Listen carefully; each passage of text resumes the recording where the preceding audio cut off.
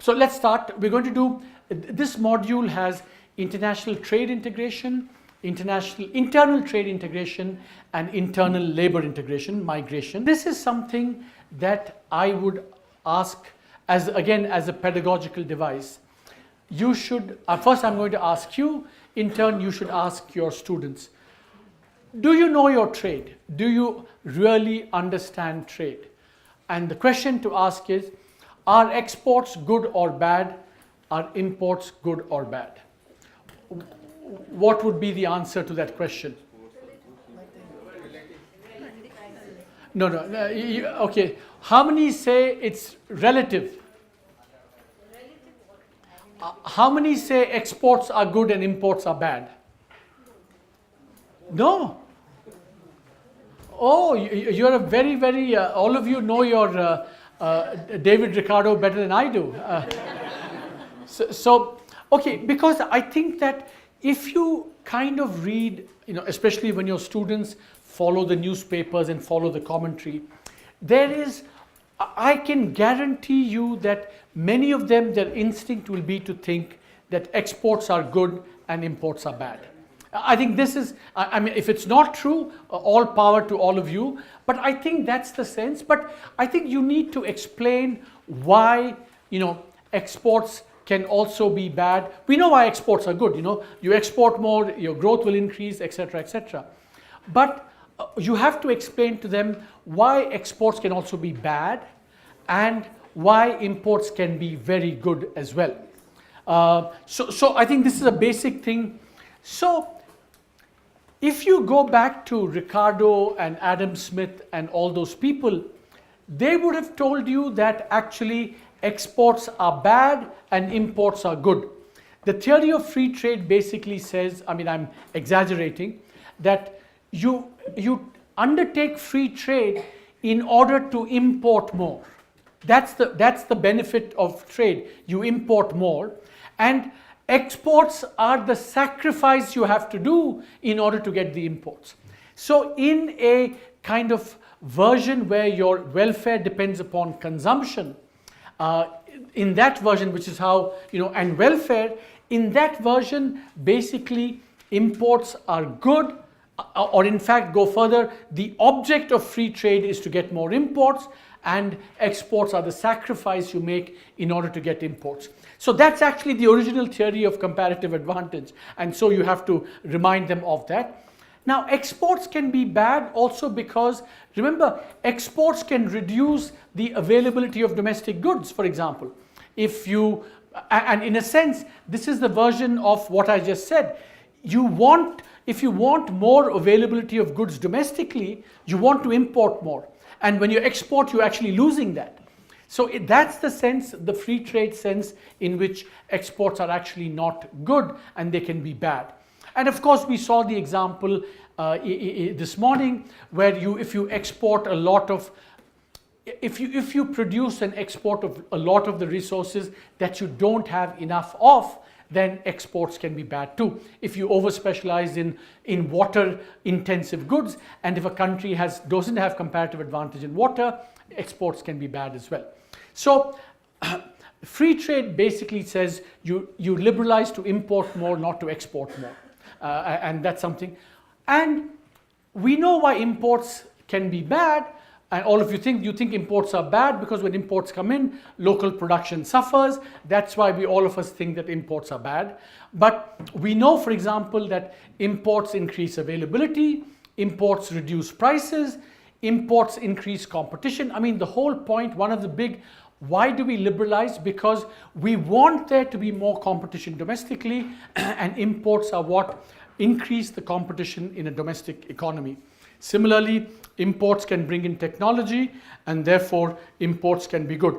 So I'm exaggerating this, I'm emphasizing this because when you teach your students trade, I am almost positive that they're going to start off with this view that exports are good and imports are bad, and this is something that is a nice way to begin and correct their, whatever priors they might have on this. Any questions? So all of you know, yeah, please. To pay for imports. Huh? You need to pay pay for imports. That's why exports, exactly. No, for imports. You need to pay for imports, isn't it? It's not free. I mean, you need to pay for everything, my friend. You need to pay for you need to. There's no free lunch. You have to pay for everything. From country's perspective, you earn some foreign exchange when you export, but you need to pay for it. So that's the kind of basic premise. All other things are ancillary kind of benefits, but bottom line is that you pay and you kind of earn. At least that basic premise is there, isn't it? No, that's not. See, that's in fact, I'm disputing that premise. You import because you want more availability of goods in the country, and yes, you have to pay for it like you have to pay for everything else, and so you have to export in order to pay for that. So exports are the sacrifice you do in order to get more imports. Now, yeah. See, now the other. What I think you mean is that if you think that foreign exchange has a lot of value, then imports means a reduction in foreign exchange. To some extent, of course, that's true. But then you get into this broader question of are there other ways of getting foreign exchange? Are exports the only way of doing it? Do imports always reduce foreign exchange? Can actually, for example, if imports are inputs into production, then they can actually increase your exports. So it gets a little bit more complicated, but the basic point is that it is not the case that exports are always good and imports are bad. I mean, and the free trade comparative advantage theory almost says exactly the opposite. The view that exports are good and imports are bad, that you have to acquire, goes under the term of mercantilism. And the theory of free trade came about in order to dispute the theory of mercantilism. Yeah. Yeah. Sorry? Appropriate technology or not? You always, that depends. You're free to get your technology. The man who brings in the imports, he's free to say, I bring it in or don't bring it in. Because there is a contradiction. This productivity is not picking up despite liberalization of import, because we have reduced tariff, we have allowed this import, but the productivity of either the domestic productivity of the industries is not picking up. What is the evidence for that, my friend? Do you have evidence for that? No, the No. Do you have evidence for the fact that we liberalized and we didn't get productivity increases in manufacturing? Yes. Is there evidence for that? Yes, sir. So the share of manufacturing you have to show me. gone up. You have to show me the research. I have to look at it. The share of manufacturing is not going up. But that could be for other reasons. How do you know it's because of liberalizing the economy? Because spillover of the technology, if there would have been the spillover of the technology, so the high import intensive areas like the manufacturing, we allowed this, but it is not going up. That's why if the productivity has gone up, then the share would have also gone up. So at the macro perspective, since the share hasn't gone up, even it is a declining. And in the service sector, we have not allowed technology in that way. It's in the manufacturing. Cell phones, we haven't allowed technology. Cell phones. But aggregate, I'm talking about aggregate level, not the sector specific. Sector specific. Services improvement. No, I thought let's not get into this. So show me the evidence, and then we can discuss this in greater detail. Okay. So because I'll also show you some counter evidence, and we can let the evidence fight against each other. Yeah. Okay. Okay. So. In fact, especially for your students, you please invite me to come and speak to them on this subject. It's very important, okay? Okay. Yeah. Actually, sir, I wanted to know about one of the points for supporting import is also value addition through re-exporting. That's what imports are inputs into production and exports. Because of various use of differentiated production in the present days. So you should go to his class now and give lectures. Actually, that is one part of intra-industry trade argument. Exactly. Okay. So I think that I really mean this seriously, that when you begin your classes on trade, I think you should start with asking them, this question, and then having a discussion, and then finally you can impose your views on them. But then let them talk about this. So I'm going to give you a little bit of the history of trade globally, and then we can talk about a bunch of questions in India. I'm just going to show you some charts. If you look at globalization, over the course of history, from 1870 onwards, we see there have been 5 phases. So this is the first phase of globalization from 1870 to 1914. Then we had the 2 wars, the depression, globalization came down. And here we measure globalization in a very specific way. What is the share of global exports to global GDP? I mean, that's a very conventional measure of how much trade globalization there is. Then after World War II, we had a steady increase in trade. But then after about the 1990s, we had a very sharp increase in trade until about the global financial crisis. This is the phase that we call hyperglobalization. And then now, this is where now we are in this, Brexit, post-Trump, all this world where the future of globalization is now open to question. So broadly, these have been the 4 or 5 phases. And now we're in this 5th phase wondering whether, trade will go like this or whether it will remain, or I think people are almost certain that it will not go back like this again. So the only question is whether we're going to trudge along or whether there may actually be some deglobalization as well. Now the interesting thing is that the phase of hyperglobalization that I showed in the previous chart actually coincides with the phase of rapid growth in emerging markets, including China and India. If you see here, this is the red line is the rate of growth, per capita GDP growth of middle income countries, includes China and India. This is high income countries. Until about 1990, they were both kind of growing at the same pace. This is what we call the era of convergence, where middle income countries started catching up, but that coincided with, a phase of globalization. So the irony is that the biggest beneficiaries of globalization have been the middle income countries, because China actually, without open markets, it just could not have grown as rapidly as it did. And the second irony, and of course it's true of India as well, I'll show you a chart about India's exports and India's growth. But it turns out that, precisely when, emerging market countries and middle income countries have begun to benefit from globalization is when now there are increasing calls about whether, we should have more globalization or not. So it comes at a slightly tricky and unfortunate time for us. The other big phenomenon that we see is that I just showed you clothing and textiles. China has emerged as a real mega trader. You go back in history, you see that the UK was once a very big trader. This is the number is the exports as a share of world exports.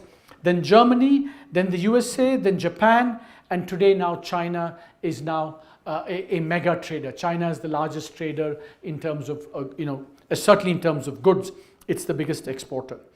You also see what's happened in the last 30, 35 years is that barriers to trade in goods have come down steadily. These are tariffs that countries impose, but barriers in services remain quite high.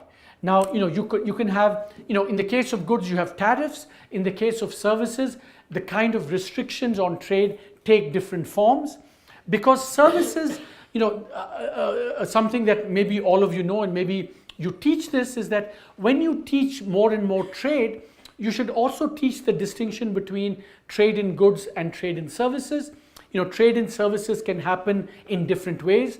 Trade in services, they say, can happen in 4 different ways. One, you can get cross-border, like data moving, like for example, the Netflix that we get. That's movement of data across borders. That's called one form of trade in services.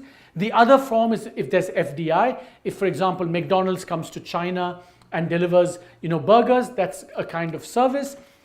Then you can get tourism when people come to consume your services. And then you can have services where, for example, Indian labor goes abroad to deliver software services, programming services. So there are 4, we call them the 4 modes of delivering services. Cross-border, when capital moves, when the consumer moves, tourism, and when labor moves. So these are the 4 ways in the WTO negotiations on this. They're called 4 modes of delivering services, and there can be restrictions on each of that. For example, visa restrictions are a restriction on services because they impede the delivery of services via trade. If we have barriers on FDI coming in, that's also de facto could be a barrier on. So barriers in services are more tricky, more difficult to measure than in the case of goods. Goods, you just have tariffs and other kinds, more identifiable and transparent ways of barriers, which is providing protection. Now, one of the things, yeah. Any proxy which you may suggest to measure? So you should go to the World Bank database. They have sector by sector, they tell you not proxies, but actual ways of measuring services. So there's a World Bank and OECD index of trade restrictiveness in services. They will tell you, for example, accounting. You could have regulations that impede services.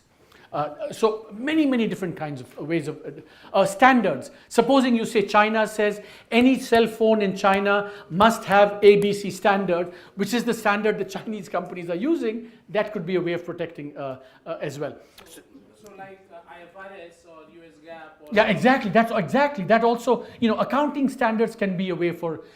And so what happens is that in services, these restrictions become very sector specific.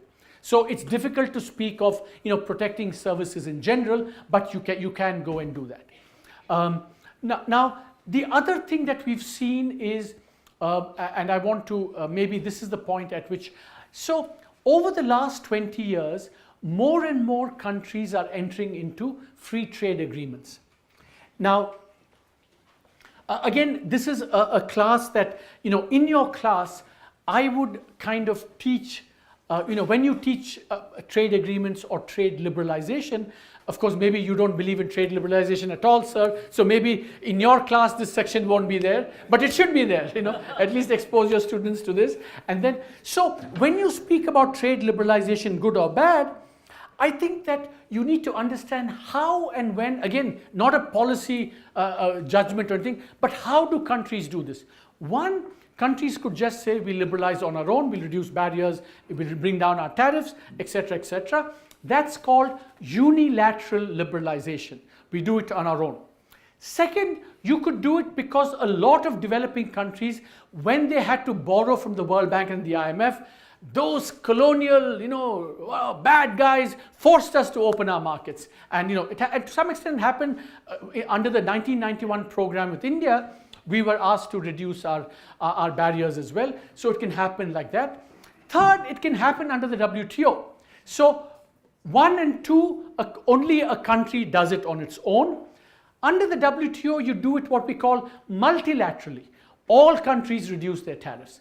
Or to put it differently, supposing I reduce my tariffs in the WTO, I have to extend that tariff reduction to all other member countries of the WTO. I can't say, I reduce my tariffs only to you, sir, but I don't give him the benefit of the tariff reduction. I have to give it to everyone. That's called the most favored nation principle of tariff negotiation. So that we call, so unilateral on your own, unilateral forced by the colonial imperialists, or multilateral under the WTO, or you can do it under bilateral agreements. So under bilateral agreements, what you do is that you get together with the EU and say, I will reduce my tariff to you and you reduce my tariff to me. We won't, that reduced tariff will not be applicable to someone else. So these are the 4 ways in which countries can, do their, eliminate or reduce their trade barriers. Is it binding for the countries to have MFN each other? Like, suppose India has already granted MFN to Pakistan and another country also, I'm just forgetting, in the nearby Indonesia. So the thing is that Binding. if you're in a member of the WTO, you have to grant MFN unless you invoke a security exception or something like that. All members of the WTO, the first principle of the WTO is called most favored nation. That means whatever you do for one country, you have to do to every other country. No, sir. Question is it binding for Pakistan to also grant MFN? That is, if Pakistan is a member of the WTO, they would also be obliged, but in this case they don't, because they invoke a security exception or a foreign policy exception. But in principle, everyone, if I'm a member, I have to give it. If you're a member, you have to give it to everyone. Sir, Yeah. post 2008, there has been a tendency to shift from WTO to bilateral. So you're anticipating, sir, you're anticipating everything that I have to say. That's exactly what I'm going to show here. So having shown you how countries open up their markets and liberalize their trade, I want to show that it's not just after in the last 10 years. This trend has been happening since the mid to late 90s. More and more countries are entering into these. They can either be bilateral or they can be regional. So the difference is that they don't extend to everyone. It's a narrower set of countries, either some or others. Now, within these regional trade agreements, we can have different kinds of, agreements. Just to give you, here, if it's boring you, tell me, I will stop. But I want to give you examples of, what it means to have different kinds of. So you can have a free trade agreement, say Europe and we have, supposing we have a free trade agreement, SAFTA, whatever SAFTA, then each country reduces its trade, okay, and then but each country then tends to kind of bring down trade barriers. That is different from a customs union where a country is obliged to have, all countries are obliged to have the same tariff vis-a-vis countries that are not part of the customs union.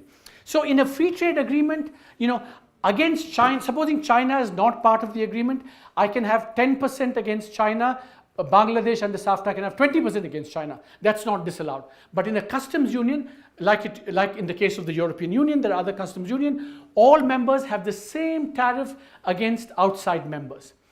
Within that, it's free trade, but outside that, it's a common external tariff. But with the FTA, different members can have different tariffs vis-a-vis outsiders. Is it only applicable for tariffs or also any other kind of restriction which is being discussed like TBT and SPS? So that's a very good question. So in principle, that in the case of so in fact that is the next stage. So you can have a free trade agreement, you can have a customs union, and then you can have a common market.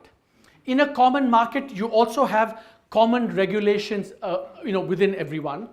But vis-a-vis outsiders, you can have whatever regulation you want. But in a common market, all, like for example, accounting standards, for example, will have to be the same within. Regulatory standards will have to be the same. Then, after the common market, you can have then also a currency union where you then have a common currency.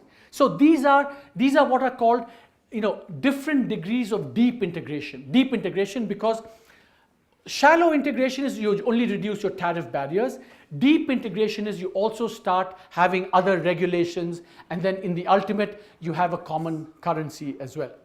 So the funny thing we're going to show you later is that India has a common currency, but regulations, it may not necessarily have a common market. That's the interesting thing. But normally you progress, free trade, customs union, common market, and then currency union. So those are the different degrees of. In the WTO, it's mostly only tariff and non-tariff barriers, and now of course with services we have, but it's still shallow integration. The reason this has happened is that countries may want to go deeper only vis-a-vis some countries and not with everyone else, and that's why they negotiate these free trade agreements. So for example, within Europe, they may be willing to say to each other, your standard and my standard, both are good, but the same standard we cannot. So we don't agree with India's standard, say on secrecy or harmonization, but we agree amongst each other. So they're more willing to do that because standards are similar amongst those countries. So this is what happens.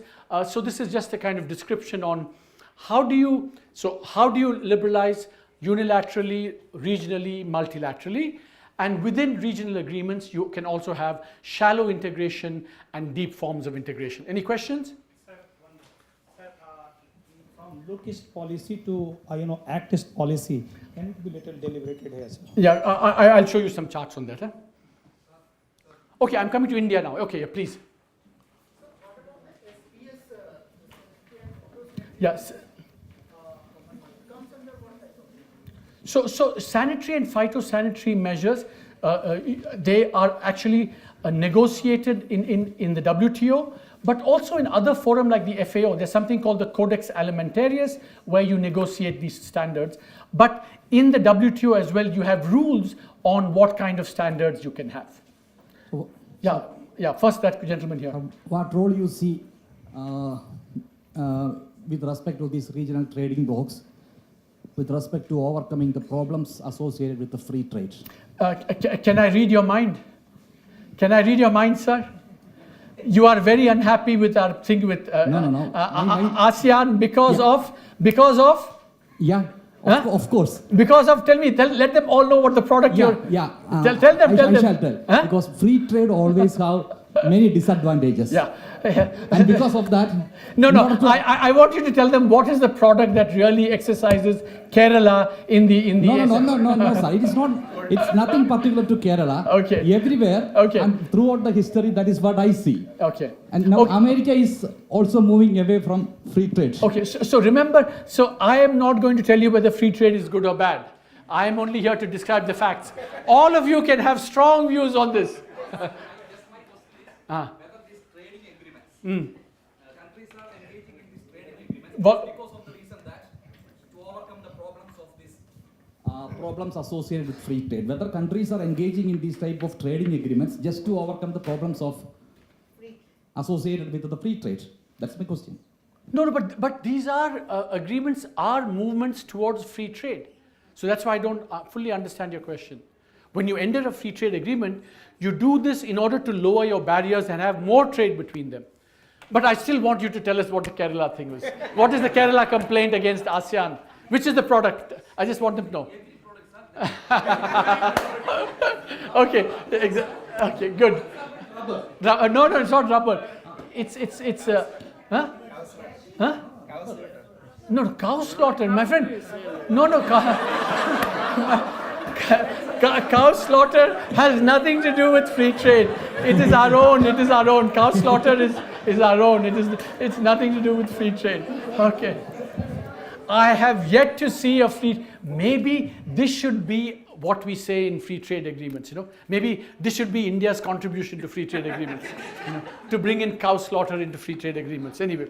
But anyway, I was pulling your leg. Basically, that we'll come to that in a second. But let me just run through. I'm just kind of describing to you because I think students that you teach should know these basics of how do you bring down trade. What are the various institutions? What does it mean to have deep integration, shallow integration? These are things that get thrown around, and all your students must know it, even if you don't believe in free trade. Yeah. Sir, my question is regarding the currency union. That we have a BRICS block, BRICS association, and successfully we had a BRICS banks as well. So, is there any possibility to have a common currency among the BRIC nations?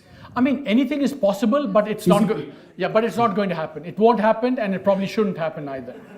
Okay. So, and the reasons why it will not happen?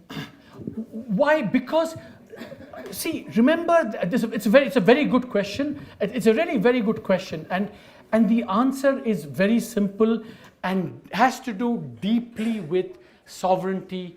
That almost every country in the world, a symbol of its sovereignty is to have its own currency. So unless you've reached a stage like Europeans have, where you're willing to give up your sovereignty, I think very few countries do that. So it's just a historical fact. Now let me move on. I'm getting it's getting interesting now. Is when I thought it would get boring. It's getting interesting now. So we can carry on. So why does trade matter for India? So here on this chart, this is the correlation between Indian growth and world growth. And before about 2000 or even 90, there was no great correlation. But after 2002, you find that this correlation has increased quite a bit. And I said I would show you some numbers. In the period in which, so in the 80s, for example here, India's GDP grew at about 5%. Our export growth and service growth was a little bit more. In the 90s, we had the same growth, but we had much higher trade. And in the 2000s, when we had our boom, I mean, this is understating, this should have been on a different scale. I mean, the growth goes up quite substantially by almost 3%, and it's associated with a big boom in exports. So essentially that our growth, rising growth, especially in the boom period, was associated with booming exports, both of goods and services. Notice how much services grew during the boom period, and that had a lot to do with, but manufacturing also grew very rapidly. So certainly Indian growth depends upon Indian export growth. Indian export growth in turn depends upon world growth and the ability of the world, ability and willingness to absorb Indian exports. Now I'm going to give you a true Jana Gana Mana moment. I think maybe you should all stand up in advance before I announce it. And that is the fact that, around the world, China has been seen as always being more open to trade than India.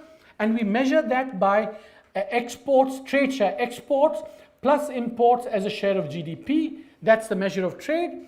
See, look, for a long period in history, China was seen as to be much open, and then boom, we overtook them, and today the red line is above the blue line. India now is, in fact, in trade terms, more open than China, and this is truly a Jana Gana Mana moment. So I think, but you're not standing up, so I'm not going to. But anyway, so this is something that is a very striking fact. It's also a fact that shows you that, some of you may like it, some of you may not like it. That's not the point. But the point is that trade to GDP India, trade openness measured by actual trade, has now increased quite substantially in India. But convergence is happening. Convergence is happening, exactly. That's true. So this is it from any report or From the Bible, which is and the Bhagavad Gita, which is the economic survey.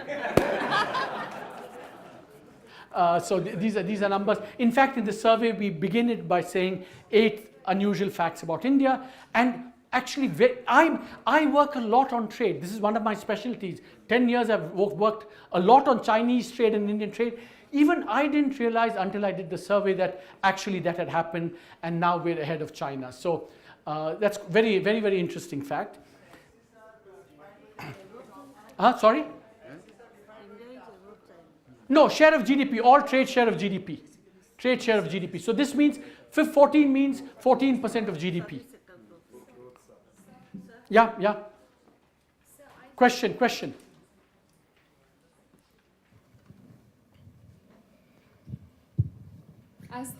As we can see, the share of trade has increased over the years.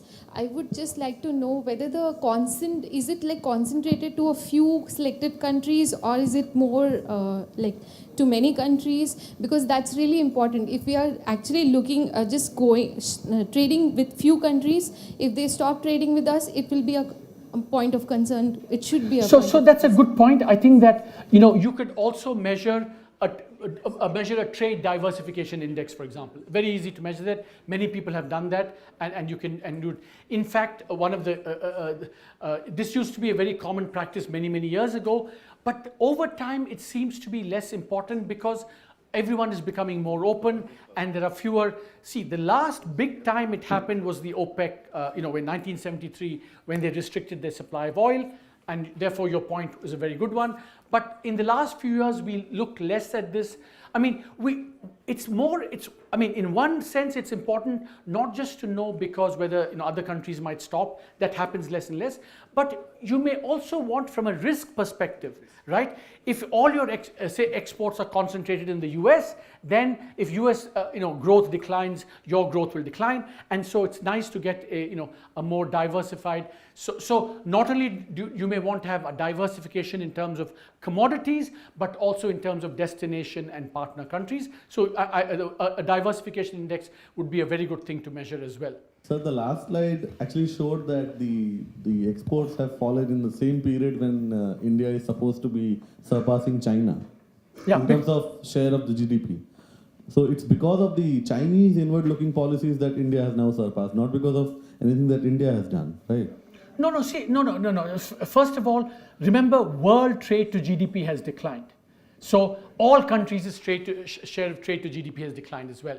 And China has not necessarily become more closed after the global financial crisis. So I don't think you should interpret this as anything that China has done.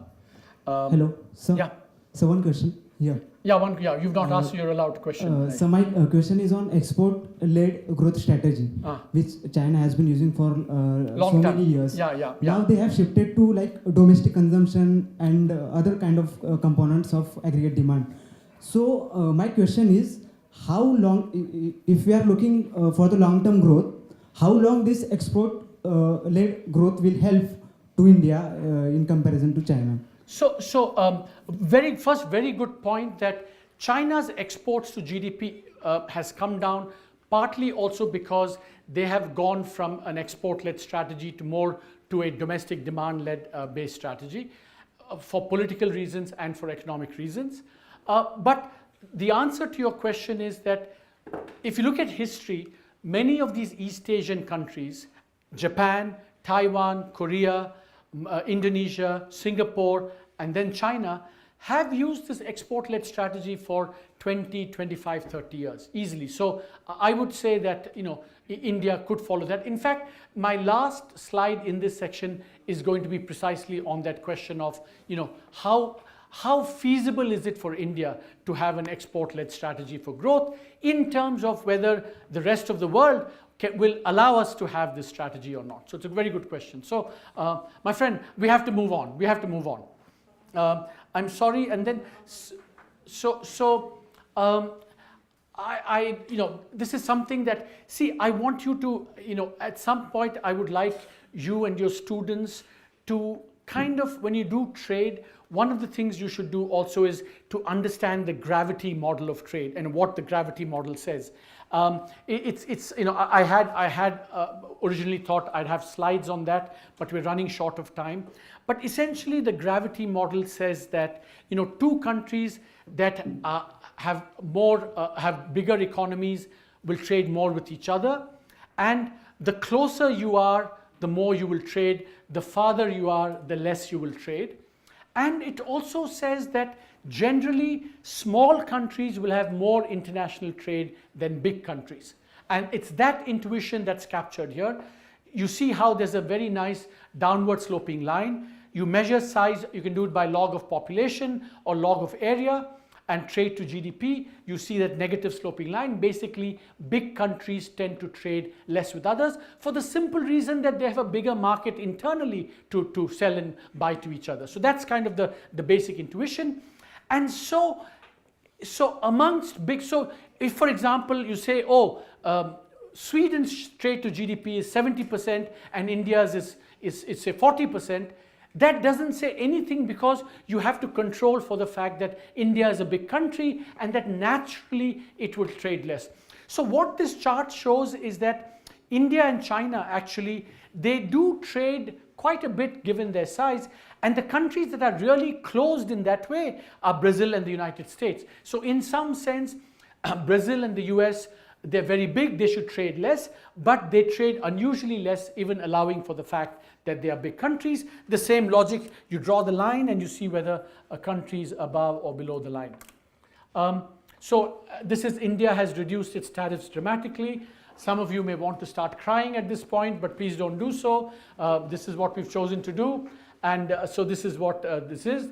But India has pretty high restrictions on services trade. India, according to the World Bank calculation, has amongst the highest services trade restrictions. We will not allow foreign lawyers to come, foreign chartered accountants to come, all kinds of restrictions on us.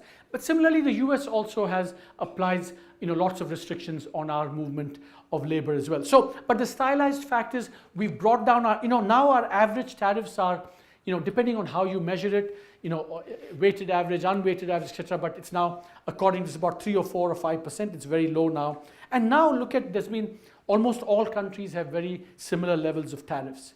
DU is Germany, DU is Deutschland, exactly, Germany, correct. So India is also a member of the World Trade Organization. It was an original member of the GATT, was the precursor to the World Trade Organization. I think that I can guarantee you that if you teach India and the WTO in your classroom, it will be very, very lively. I think there will be, depending upon who's teaching it from this crowd, I think that, you will have lots of people saying, down with the WTO, imperialists, they force inappropriate technology on us, they do all these horrible things to us, so we should get out of the WTO, etc., etc. I think that will be one discussion, and then there might be another discussion, if you're not too dictatorial, to allow that, to say that, maybe this is something that we should be part of. There are good reasons to be part of that as well. There's a whole history to the Indian association, the WTO. Maybe we can have, on another occasion, we can go into it in greater detail, because we have to move along, right? So this is Look East. Look East, my friend asked about Look East policy. So India has also been doing, remember the 4 ways of liberalization? One of the things that India has also been doing is to do regional trade agreements, and you see that there is a distinct Look East policy to India's trade. You see Sri Lanka, SAARC, Afghanistan, SAFTA, Singapore, Bangladesh, Bhutan, Nepal, Korea, Japan, ASEAN. So India has been negotiating free trade agreements with all of these countries. We have fewer agreements with European countries, North American countries. Although, we are in the process of negotiating with a number of countries, but we have been for some time. When this will come to fruition, we don't know. But this is kind of the Look East policy and it began, as you can see, it took off sometime in the mid-1990s. It happened at about the same time the world itself started negotiating more and more free trade. Okay, did India benefit from FTAs? Oh, my friend, I'm not going to...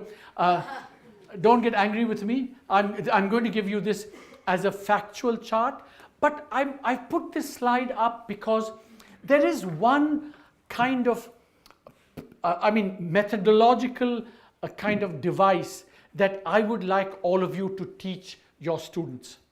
Now, this happens in almost in so many spheres of economic analysis. Okay, neem coating of urea. Did it help or did it not help? Name a program. Manrega, did it help or did it not help? Free trade, similarly, did it help or did it not help? So, when you have questions like this, the usual thing, the first thing we do is, we say before, what was the situation? After, what was the situation? Right? That's the first level of what we call impact analysis. But that has a serious problem with it. That has a serious problem with it in the sense that afterwards, many, many things could be happening, not just the free trade agreement, right?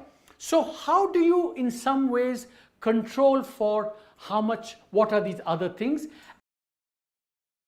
Whatever you want to measure, in this case, the FTA, is kind of always, it's the most common, important question in economic analysis, but also the most difficult one to decipher. We call this, how do you identify the effect of any program or action on an outcome? It's the most, but this is one thing we do quite often is, this is called the difference in difference approach. So here's an example. Supposing there was an FTA here, okay? This is trade with FTA countries, and this is trade with other countries.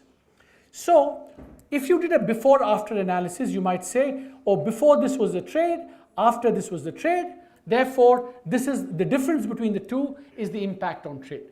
Yeah? But what you actually need to do is that even for other things might change, which would have impacted even your trade with non-FTA countries. So what you do is then you say, what would have been the trade even otherwise without the FTA as measured by what happens with trade with FTA countries. And so the actual effect of the FTA is not the before and after, but the difference between the before and after in the FTA countries and the difference between the before and after in the non-FTA countries. So what you basically say is that, this is the FTA outcome, this is the non-FTA outcome. Without an FTA, this is what would have been with other FTA countries, and therefore this, not this, is the impact of the FTA. So here I don't want to get into castor oil and rubber, but basically it's a methodological device of how do you do before-after analysis. And this is something that all of you should kind of, it's called the difference in difference approach. And it's, we did this, for example, in the survey on DBT in the case of cooking gas. We also did it on free trade. And, and there are ways of doing this, simpler ways and more sophisticated ways of doing it. Yes? Did India benefit from FTAs? Should this be a little subjective in terms of what products we are looking at, in the sense that the products which inherently, for which it is difficult to comply to the rules of origin thing, they will not benefit from FTA. But then there would be other products which... So true. So now I'm showing this. So a different way of saying what you're saying is that, one, in order to measure the impact, you have to look at commodities. Maybe you have to look also at what are you interested in? Are you interested in exports, imports, employment? So all kinds of things you can look at and disaggregated and aggregated. One piece of friendly advice: the temptation always is to say, I'm going to look at something very disaggregate, whatever. I think that you should be bold in these things and look at the bigger impacts, and then try and see what the other more micro impacts will be. Yeah.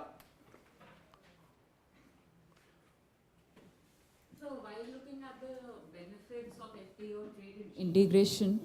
One thing is, if exports are increasing, we need to go into deeper detail about the decomposition, whether we have to see foreign value added, domestic value added. Now, in case of India, the foreign value added is increasing. So I will just quote OECD TIVA, which says that the foreign value added in India's exports has increased from 10% to 24% in 2011.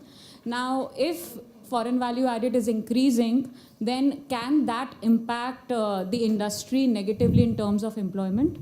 If so, we have to, I personally think that we have to look into the forward linkages as well as the backward linkages. So now there's a whole new dimension of complication here, which is that, you see, when we look at exports, for example, exports don't tell you how much, supposing you export 100 rupees worth of cars, how much is the domestic component in that 100 and how much is the foreign component is not clear. After all, supposing you sold a car 100 and the domestic value added was 10, foreign value added was 10, and the rest was all intermediate inputs, for example. So it's going to be, so the impact on the domestic economy is not necessarily captured just by looking at what we call gross exports. We have to decompose that into, in that exports, how much there was domestic value added, foreign value added, and these are all complications, very important complications that are very important. So when you do trade and do this more detailed analysis, you should be aware of this distinction between gross exports and gross imports, and value added exports and value added imports. So, but that's a whole different thing, which it's too detailed for me to get into. Now I want to get into very quickly, India's, we have to do internal trade integration, we have to do migration. मेरा जूता है जापानी ये पतलून इंग्लिस्तानी sir पे लाल टोपी रूसी फिर भी दिल है हिंदुस्तानी. So why do I play this, apart from the fact that I love the song? So here's the interesting thing, that you see, when we talk about creating one India, certainly what that clip says, at least the way I interpret it, is that we've created one political India, phir bhi dil hai Hindustani, one emotional India, one psychological India, all of that we've created. And in a sense, we've done it in the opposite way from Europe did. Europe first created, they created the geographical entity, and then, so this is a very famous line due to Bismarck. He said, we have made Europe, we must now make Europeans. But in some ways, I would argue that we've done just the opposite. We've created one psychological, emotional, political India, but have we created one economic India? That's the big question. Is there one economic India? We have a currency union, but do we have a common market? And this is a really, there's a chapter in the survey this year, 2 chapters. So one chapter talks about, tries to, for the first time, figure out how much of a common market we are for goods. And of course, we do that because after all, now we have the GST Council. We're getting, one tax, one commodity, one market. So the question is whether in terms of trade, we have becoming one market or not. And the surprising thing we found was that if you look at how much trade there is within India, it turns out that we're not too bad. We're kind of in the middle of the pack. You take all these big countries and say how much do they trade within. India doesn't, India does more trade with itself than the European Union, Canada or Indonesia, which are also big federal countries. But we don't do as much as China. But this is not at all it's a very respectable amount of trade that we do. And then we also find that language is not a barrier to trade. Hindi, at least, is not a barrier to trade. So in that sense, maybe we are making more and more progress to creating one economic India.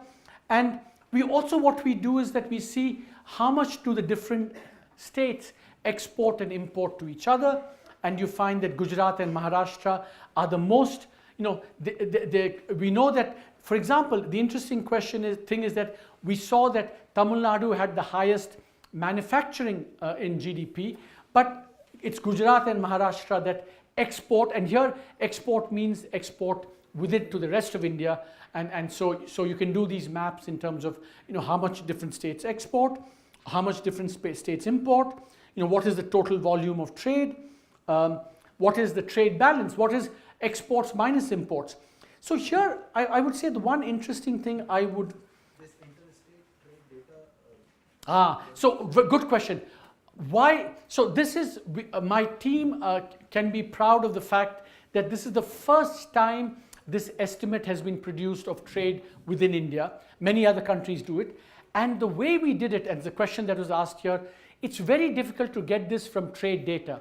So what we used was we used tax data.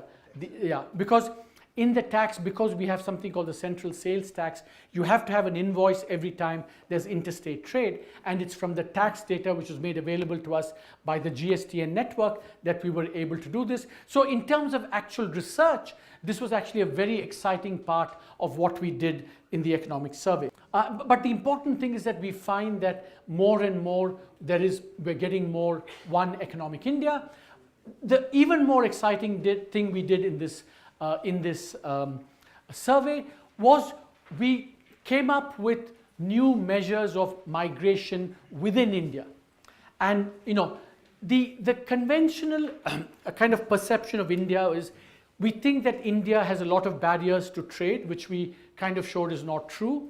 People also think that compared to China, there isn't as much migration within India as there is in China. The number that all of you should remember is that on Chinese New Year's Day, about 300 million people, workers, take the train back to their village. And 300 million people is like a quarter of their workforce. So that's the extent of migration in China.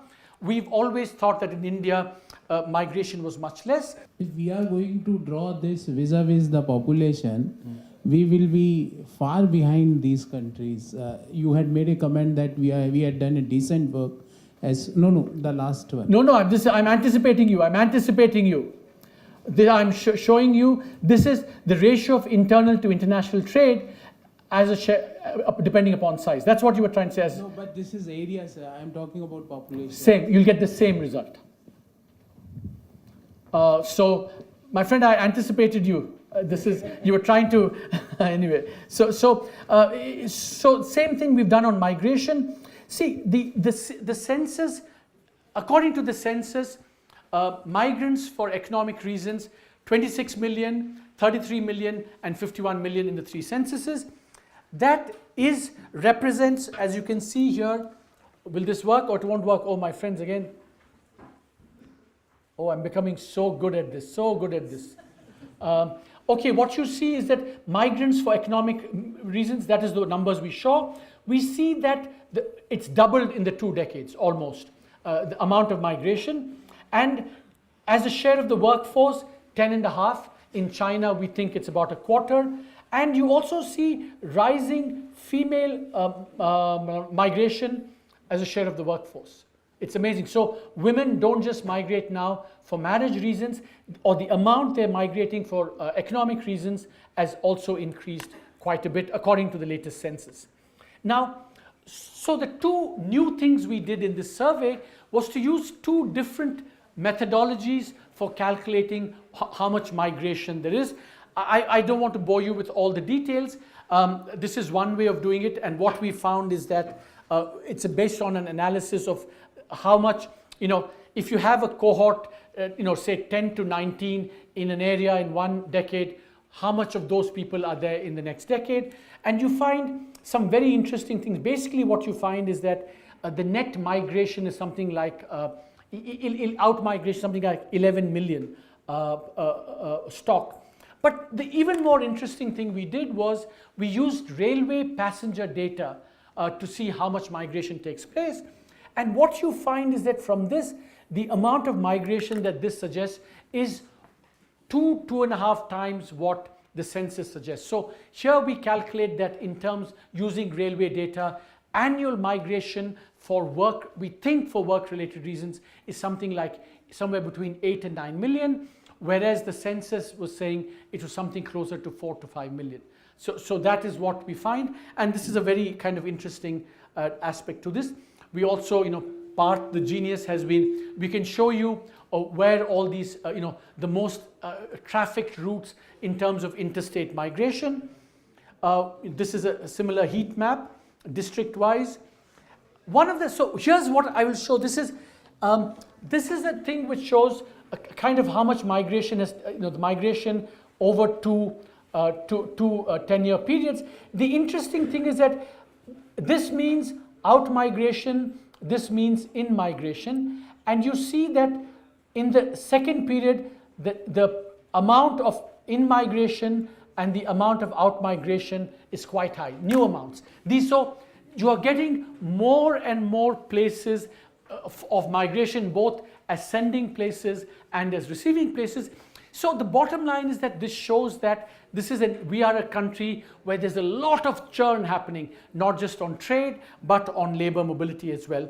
You also find there's a very strong correlation between out-migration and the income of the state. The poorer the state, the more the out-migration. The richer the state, the more the in-migration. And this is the comparison chart. Also a lot of remittances from migration. And so I see lots of mouths opening in yawns. This is the last slide, which basically says that, Ambedkar said that any ideal society should be really mobile, where people are moving, and more this is happening. The last point I want you to take away, and this is in the chapter, but here's the thing. Mera dil hai Hindustani, one political India, slowly GST, one tax, one thing, more and more movement of trade within India, more and more movement of labor, one economic India is happening. But the really interesting thing is that our constitution, if you look at our constitution, and we have a small chapter on that, it actually has, unlike other similar, like the US Constitution or Europe or even the WTO, it actually does not favor creating an economic India, one economic India, as much as other jurisdictions do. So we end by saying, Raj Kapoor was ahead of us, GST has been ahead of us, now maybe the Constitution and the Supreme Court has to catch up with everything. That's it now. Thank you very much.